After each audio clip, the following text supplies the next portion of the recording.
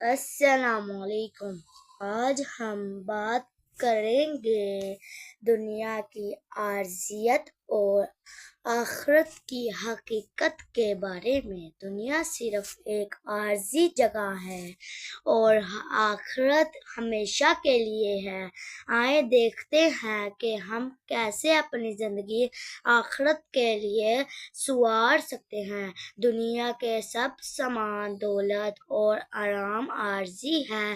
جو کچھ آج ہمارے پاس ہے وہ کل نہیں رہ سکتا۔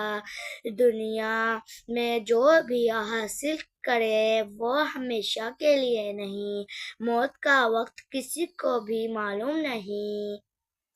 دنیا کی دولت اور آرام عارضی ہے، کل کے لیے محفوظ نہیں۔ آخرت حقیقی ہے، وہاں نیکیوں کا صلہ ملے گا اور برائیوں کا حساب ہوگا۔ یہی وجہ ہے کہ ہمیں اپنی زندگی آخرت کے لیے گزارنی چاہیے۔ نماز، دعا، صدقہ اور اچھے اخلاق اختیار کریں۔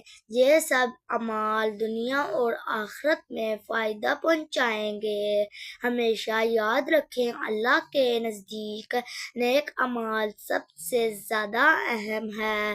جو شخص صرف دنیا مانگے اور آخرت کے بارے میں کوئی فکر نہیں، کوئی دعا نہیں، بس یا اللہ گھر دے، یا اللہ مال و دولت دے، تو اللہ فرماتا ہے ایسے شخص کا آخرت میں کوئی حصہ نہیں۔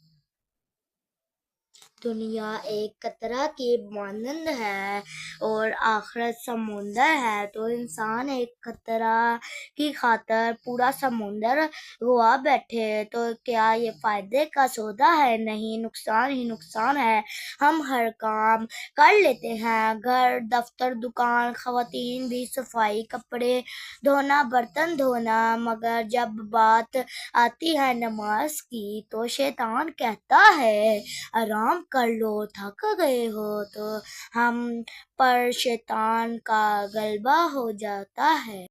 نہیں، مومن کو اللہ سے محبت ہو اور نماز سے غافل رہے، ایسا ہو ہی نہیں سکتا۔ مومن شیطان کی باتوں میں نہیں آتا، ہر کام ہو جاتا ہے۔ تو جب ہم کوشش کریں گے تو نماز بھی 5 وقت کی اذان ہوتے ہی ادا کر سکتے ہیں۔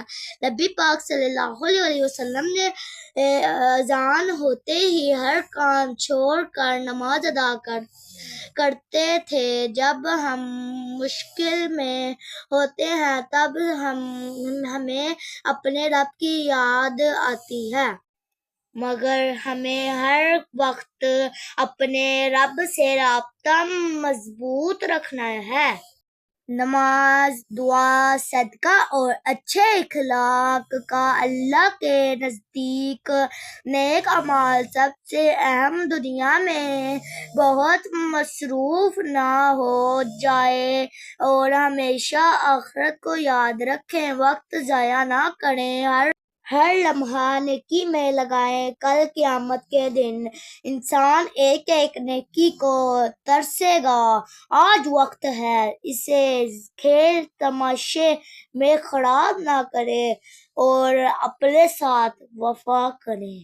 ہمیشہ یاد رکھیں، دنیا عارضی ہے، آخرت حقیقی ہے، اور اللہ سے دعا کریں کہ ہمیں نیکی کرنے والا بنائے اور آخرت میں کامیاب کرے۔ آمین۔ دولت اور حسن کی لالچ میں کبھی اپنی سیرت خراب مت کریں، کیونکہ دولت دنیا میں ہی ختم ہو جائے گی اور حسن مٹی میں دفن ہو جائے گا، لیکن اچھی سیرت آخرت تک ساتھ دے گی۔ یہ جملہ حدیث مبارکہ کا مفہوم ہے۔ کثرت سے موت کو یاد کرو، یعنی زیادہ سے زیادہ موت کو یاد کرو۔